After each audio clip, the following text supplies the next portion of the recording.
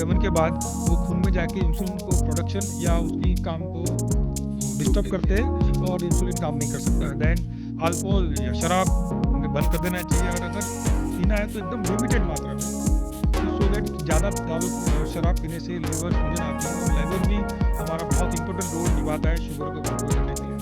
Then आता है 7 से 8 घंटा में सोना है। दोस्तों नमस्कार, मैं हूँ आपका दोस्त यूनुस खान। वैसे तो 14 नवंबर के दिन को हम बाल दिवस के रूप में याद करते हैं, लेकिन मेडिकल की फील्ड में ये दिन बहुत मायने रखता है, क्योंकि इस दिन मनाया जाता है वर्ल्ड डायबिटीज़ डे। डायबिटीज़ के मरीजों की संख्या लगातार बढ़ रही है, और इस वजह से हमारा देश डायबिटीज़ का दुनिया भर में कैपिटल, एक राजधानी बन चुका है। और न केवल भारत के करोड़ों लोगों की सेहत बल्कि उनकी आर्थिक स्थिति पर भी इससे बहुत गहरा असर पड़ता है। इसलिए डायबिटीज़ रिवर्सल या डायबिटीज़ रेमिशन आज एक बहुत इम्पॉर्टेंट विषय बन चुका है, और इस मुद्दे पर ज़्यादा जानकारियां हासिल करने के लिए हमने अपने स्टूडियो में आमंत्रित किया है BEST के chief medical officer doctor Anil Kumar Singhal का। डॉक्टर साहब, बहुत बहुत स्वागत है आपका। धन्यवाद। डॉक्टर साहब, आप तो 3 दशकों से ज़्यादा से प्रैक्टिस कर रहे हैं और बहुत सारे डायबिटीज़ के मरीजों का आपने इलाज किया है। आपका एक मेन ऑब्जर्वेशन क्या है इस मामले में? मैं, जैसे आपने सही बताया कि लास्ट 30 साल से मैं मुंबई में प्रैक्टिस कर रहा हूँ। बहुत सारे मरीजों को हमने इलाज किया है। जो ऑब्जर्वेशन कुछ अच्छे भी है, कुछ गलत भी ऑब्जर्वेशन है, जिसमें गलत के ऑब्जर्वेशन ज़्यादा है। जैसे कि डायबिटीज़ के मरीजों के लिए मीठा खाना एक जहर के समान रहता है। बावजूद उसके लोग मीठा खाते हैं, और मीठा खाने के बाद उनके ब्लड शुगर को नॉर्मल रखने के लिए वो गोलियां खाते हैं। हाँ, मतलब एक तरफ मीठा, दूसरी तरफ बैलेंस करने के लिए गोलियां। लेकिन ये प्रोसेस में ये दवाइयाँ का जो लॉन्ग टर्म साइड इफ़ेक्ट है उसे वो इग्नोर करते हैं, उसे वो नज़रअंदाज करते हैं। इस बार मैं लोगों को, अपने सुनने वालों को बताना चाहता हूँ कि बहुत बार बीमारी से ज़्यादा उसका इलाज हमें ज़्यादा नुकसान करता है। तो डायबिटीज़ की दवा या कोई भी दवा या जो दवाइयाँ यूज़ करते समय ये बात को हमने भूलना नहीं चाहिए। देन आता है दूसरा ऑब्जर्वेशन कि दवाइयाँ खाने के बाद भी बहुत बार ऐसा होता है कि ब्लड शुगर नॉर्मल नहीं होती है। तब क्या होता है? तब डॉक्टर दवाई का डोसिस बदल देता है। मतलब एक बार है तो 2 बार देता है, 2 की 3 बार करता है, 4 बार करता है, और वो सिलसिला चालू रहता है। या तो वो डॉक्टर उसकी दवाई की जो ब्रांड है या मॉलिक्यूल है उसको बदलता है, और पेशेंट क्या करता है? डॉक्टर को ही बदल देता है कि डॉक्टर की दवाई ठीक नहीं, काम नहीं आ रही है, मेरी शुगर बढ़ रही है। एक्चुअली हमने यहाँ पे हमारे माइंडसेट या हमारी जो मानसिकता है डायबिटीज़ के प्रति, उसे बदलने की बहुत ज़रूरत है। क्या बात कही है, बहुत ज़रूरत है उसकी बदल। देन तीसरा ऑब्जर्वेशन है, जैसे आज हमने देखा है कि नॉन कम्युनिकल डिसीज़ जो हमारे देश में बढ़ रहा है, जिसमें आता है हार्ट अटैक, पैरालिसिस, आँखों की रोशनी कम होना, किडनी का फेल होना, उसमें डायलिसिस पे जाना। देन आता है कि कैंसर के मरीज़, देन इन्फेक्शियस डिसीज़ जैसे कि अभी कोविड, ट्यूबरकुलोसिस, निमोनिया, गैंग्रीन, ये सब बीमारी में जो कॉमनेस्ट रिस्क फैक्टर है वो है डायबिटीज़। ये बात को हमने कभी भी भूलना नहीं चाहिए। जब ये बीमारियां होती है डायबिटीज़ के मरीज़ को, तब इसको निपटने के लिए उन्हें बहुत सारा स्ट्रगल करना पड़ता है। साथ साथ में उनका इलाज के लिए उनकी बहुत सारे जो फंड्स या मनी, उनका आर्थिक परिस्थिति उनमें नुकसान देती है, उन पर बड़ा इम्पैक्ट पड़ता है। और इतना करने के बाद भी डायबिटीज़ के मरीज़ समय से पहले उनकी मृत्यु होती है। इनफैक्ट ऐसा कहा गया है कि डायबिटीज़ की लोग, उनका जो लाइफ स्पैन है शायद 7 to 10 ईयर ऑलरेडी कम हो जाता है। तो मैं यहाँ पे जस्ट लास्ट मंडे को मेरे पास एक पेशेंट आई थी, 32 साल की, एक यंग डायबिटिक पेशेंट। उसके बारे में मैं लोगों को बताना चाहता हूँ कि उनके पिताजी जो अभी भी ज़िंदा है, he was a public servant, और उनको 20-25 साल से डायबिटीज़ था। वो दवाई ले रहे थे। डायबिटीज़ के साथ में उनको हार्ट अटैक भी आया था। उनकी रोशनी, आँखों की रोशनी भी कम हो गई है, और अभी उनको किडनी ख़राब होने से उनको हफ्ते में 3 बार डायलिसिस लेना पड़ रहा है। तो वो जब मैंने उनकी जो इकोनॉमिक स्टेटस मैंने पूछा, तो मुझे बताया गया है कि जो भी रिटायरमेंट बेनिफिट था वो पूरा इलाज में ख़त्म हो चुका है। नाउ ये लड़की जो अभी 32 साल की है, उन्हें गए 2 साल से डायबिटीज़ है। पहला उसको 1 गोली चालू थी और अभी उसको 2 पे लेके आया डॉक्टर। जब मैंने उसको पूछा तो लेकिन अपने फादर को, अपने पिताजी को अपने आंखों के सामने उसको स्ट्रगल देखा है, आर्थिक परिस्थिति डाउन होते देखा है, बावजूद उसके वो लड़की अभी भी मीठा खा रही है। तो ये कुछ जो गलत जो निरीक्षण मैंने देखे लास्ट 25-30 सालों में, कुछ अच्छे निरीक्षण भी है कि डायबिटीज़ रिवर्सल प्रोग्राम या कहे तो डायबिटिक रिमिशन प्रोग्राम, इसकी मदद से हम डायबिटीज़ को पूरी तरह या ब्लड शुगर को पूरी तरह बिना कोई दवाई से पूरी तरह हम नियंत्रित रख सकते हैं। डॉक्टर साहब, अगर ये डायबिटीज़ रिवर्सल प्रोग्राम जो है ये पूरी तरह से डायबिटीज़ को ख़त्म कर सकता है, तो लोग इसकी तरफ क्यों नहीं आ रहे हैं?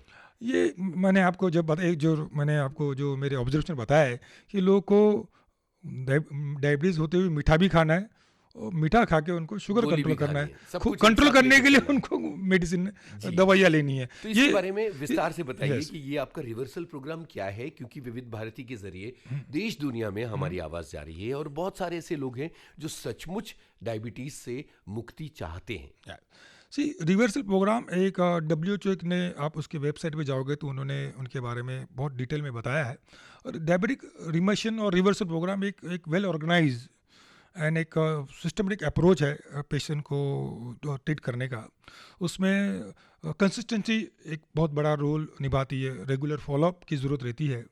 उसमें मरीज़ों को हम संतुलित आहार, नियमित कसरत या नियमित व्यायाम और जीवन शैली में पॉजिटिव या सकारात्मक बदल से हम डायबिटीज़ को बिना गोली से नियंत्रित कर सकते, उसके बारे में उनको एजुकेट किया जाता है। और मैं आपको यहाँ पे बता दूँ कि मैं जैसे BST का चीफ मेडिकल ऑफिसर हूँ।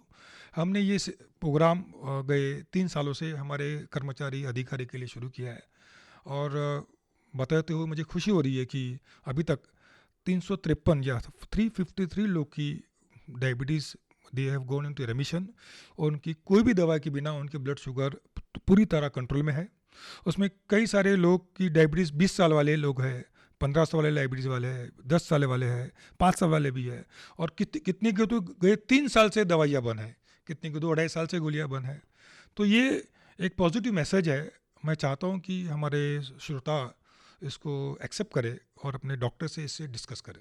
अच्छा बताइए, संतुलित आहार, व्यायाम, आपने 2-3 चीज़ें बताई, तो इसकी डिटेलिंग कीजिए कि ये डायबिटीज़ के मरीज़ को किस तरह का संतुलित आहार और किस तरह के व्यायाम का प्रोटोकॉल शुरू करना चाहिए। मैं अगर साइंटिफिकली जाऊँगा तो लोग थोड़े कंफ्यूज हो जाएगा, तो मैं एक सिंपल लैंग्वेज में संतुलित आहार के बारे में बताता हूँ कि बहुत सारे जो खाने की चीज़ें हैं, हमने डायबिटीज़ वाले ने उसे बिना कभी भी उसको खानी नहीं है। अच्छा। कुछ चीज़ें हैं जो हम कम मात्रा में खा सकते हैं और कुछ चीज़ें ऐसी है जो हम ज़्यादा मात्रा में हमने खानी चाहिए। लेकिन हमारा प्रॉब्लम ये है कि जो चीज़ ज़्यादा खानी है वो हम कम खाते हैं, उल्टा कर रहे हैं, और जो नहीं खानी है हम ज़्यादा खा रहे हैं। तो ये बैलेंस बिगड़ गया है और इसके वजह से डायबिटीज़ का जो इंसिडेंस है, प्रिवलेंस है, हमारे देश में बहुत बढ़ रहा है। तो क्या चीज़ें हमने टोटली उसको हमने बंद कर देनी है। उसमें से जो 7-8 चीज़ें हैं, उसमें एक है चीनी, सेकंड नंबर है गुड़, देन शहद, खजूर, देन हमने गेहूँ, मैदा और कुछ फल जैसे कि केला, चीकू, सीताफल, आम और खरबूजा। ये चीज़ें टोटली डायबिटीज़ के मरीजों ने कभी भी उसका उपयोग नहीं करना है, कभी इसको कंज्यूम नहीं करना लाइफ में। इसमें ना जो शुरू की 3-4 चीजें हैं उनको छोड़ना सबसे खतरनाक है। अभी यहाँ पे और भी एक ट्रेंड देखने को मिला है कि लोग बोलते हैं कि चीनी नहीं खा रहे लेकिन हम गुड़ खा रहे हैं। हाँ, ये लेकिन मिथ्या धारणा। मैं लोगों को बताना चाहता हूँ कि चीनी और गुड़ कहाँ से बनता है, एक ही चीज से बनता है, तो कैसे वो अलाउड है जी। तो ये कुछ मिथ्स भी बहुत लोगों में तैयार हुए हैं। हाँ। देन कुछ चीज़ें हमने कम मात्रा में खानी, जैसे कि चावल में भी बहुत कन्फ्यूजन है। तो चावल जो है एक छोटी कटोरी सुबह में और एक छोटी कटोरी शाम को हम उसको खा सकते हैं। देन नमक हमने कभी भी एट सिंगल डे में 5 ग्राम या छोटा चम्मच के ऊपर कभी भी नहीं उसका कंज्यूम करना है। देन तेल या घी 4 से 5 छोटे चम्मच, that's come to 20 to 25 ml per day, per person per day. लेकिन आजकल हम लोग डबल फ्राई, डबल मस्का, डबल मक्खन, सब चीज़ें खाने के हम शौकीन हो गए। तो क्योंकि ये क्यों नहीं हमने कम खाना, बिकॉज कि डायबिटीज़ के मरीज़ को अगर ये सब चीज़ खाने से ब्लड प्रेशर बढ़ता है और हमारा कोलेस्ट्रॉल भी बढ़ जाता है।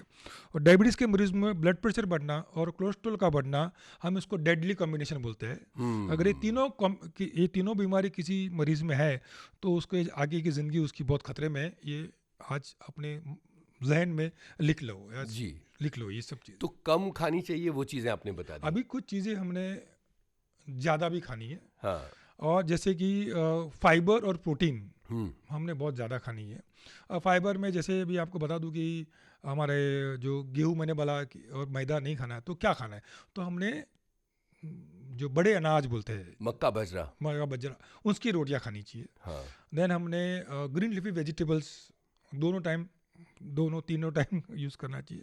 सलाड्स की मात्रा बढ़ानी चाहिए। देन प्रोटीन की बात करें तो प्रोटीन जितना हमारा वजन है, जैसे भी मेरा वजन 70 किलो है, तो मुझे 70 ग्राम प्रोटीन हर दिन कंज्यूम करना ही है। तो अभी प्रोटीन में भी 2 प्रकार के, वेज नॉन वेज। अभी नॉन वेज जो एक अंडा है, मटन है, चिकन है, फिश है, उसमें मिल जाता है। लेकिन हमारे यहाँ पे बहुत सारे लोग वेजिटेरियन है या कोई दे फॉलो द कस्टम, कुछ दिन नहीं खाते, कोई महीना भर नॉन वेज तो लोग में प्रोटीन जो अच्छा मिलता है वो हमारे दाल में है। अलग अलग दाल, जैसे मूंग की दाल, तुअर की दाल, चने की दाल, राजमा है, काबुली चना है, ये सब हाई प्रोटीन युक्त। उसके साथ साथ में दूध, दही, छाछ, पनीर में भी प्रोटीन है। देन सोयाबीन सबसे रिच प्रोटीन है, नॉन वेज से भी ज़्यादा प्रोटीन उनमें है। लेकिन लोग ज़्यादा कंज्यूम नहीं करते। वो मैं लोगों को बताऊँ कि जहाँ पे हम बटाटा यूज़ करते हैं उसकी जगह पे सोयाबीन यूज़ करो। ओके, सो सिंपलेस्ट तरीका है सोयाबीन कंज्यूम करने का। देन ड्राई फ्रूट्स है जो उसमें किशमिश और अंजीर को नहीं, बाकी सब प्रोटीन हम अच्छी तरह से कंज्यूम करेंगे। और ये सब करने से हमारी नॉट ओनली शुगर कम होगी, हमारा वजन कम होगा, हमारी इम्यूनिटी बढ़ेगी, हमारा मसल स्ट्रेंथ और बोन स्ट्रेंथ भी हमारा बहुत स्ट्रॉन्ग हो जाएगा। डॉक्टर साहब, बहुत कम वक्त इस बातचीत में बचा हुआ है, तो आखिर में एक तो व्यायाम की बात बताइए और दूसरा इच्छा शक्ति, इरादा पक्का, इसकी बात बताइए। व्यायाम बहुत ज़रूरी है कि जब हम व्यायाम नहीं करते तो वो शरीर वजन बढ़ जाता है, शरीर में मास फैट कंपोजिशन बढ़ जाता है। और जब फैट बढ़ता है तो इंसुलिन जो बहुत इंपॉर्टेंट घटक है डायबिटीज़ को कंट्रोल करने के लिए, वो इनएक्टिव हो जाता है। हम इसे इंसुलिन रेजिस्टेंट बोलते हैं। तो हमने वजन जो है अपना हाइट इन सेंटीमीटर -100, जैसे कि मेरी हाइट 170 सेंटीमीटर है, तो मुझे उसको -100 करके मेरा वजन 70 किलो पे लाना है। देन मेरा जो कमर का घेर है वो पुरुषों में 90 सेंटीमीटर होना चाहिए, लेडीज़ में 80 सेंटीमीटर होना चाहिए। तो ये दोनों मेंटेन करने के लिए हमने व्यायाम करना ज़रूरी है। उससे इंसुलिन सेंसिटिविटी बढ़ती है। और व्यायाम कितना करना चाहिए, एटलीस्ट 10,000 स्टेप्स दिन में हमने चलनी चाहिए। और पेट जो कमर का घेर कम करने के लिए 5 मिनट वो कमर कम करने की एक्सरसाइज हमने डेली करनी चाहिए। देन आती है लाइफस्टाइल चेंजेस, जैसे कि हमने तंबाकू का व्यसन हमने बंद करना है। तंबाकू में 7,000 केमिकल्स है, उसके सेवन के बाद वो खून में जाके इंसुलिन को प्रोडक्शन या उसकी काम को डिस्टर्ब करते हैं और इंसुलिन काम नहीं कर सकता। देन अल्कोहल या शराब हमने बंद कर देना चाहिए, और अगर पीना है तो एकदम लिमिटेड मात्रा में, कि सो दैट ज़्यादा शराब पीने से लीवर सूजन आती है, और लीवर भी हमारा बहुत इंपॉर्टेंट रोल निभाता है शुगर को कंट्रोल करने के लिए। देन आता है 7 से 8 घंटा हमें सोना है। विटामिन डी जो सनलाइट हमें लेनी है, और एटलीस्ट हफ्ते में 2 घंटे प्रकृति के पास जाना है। स्वच्छ फ्रेश एयर, ग्रीन एरियाज में जाना है। उससे हमारा स्ट्रेस कम हो जाएगा और हमारा इंसुलिन अच्छा काम करेगा। बहुत सही बातें आपने बताई डॉक्टर साहब, क्योंकि बहुत सारे लोग हैं, अब तो डायबिटीज़ के मरीजों की संख्या इस तरह से बढ़ती ही चली जा रही है। वर्ल्ड डायबिटीज़ डे के मौके पर आप हमारे स्टूडियोज़ में आए और आपने ये सारी बातें बताई। फिर किसी दिन विविध भारती के स्टूडियो में बैठकर विस्तार से इस बारे में बातें की जाएंगी। बहुत बहुत शुक्रिया समय देने के लिए। Thank you very much.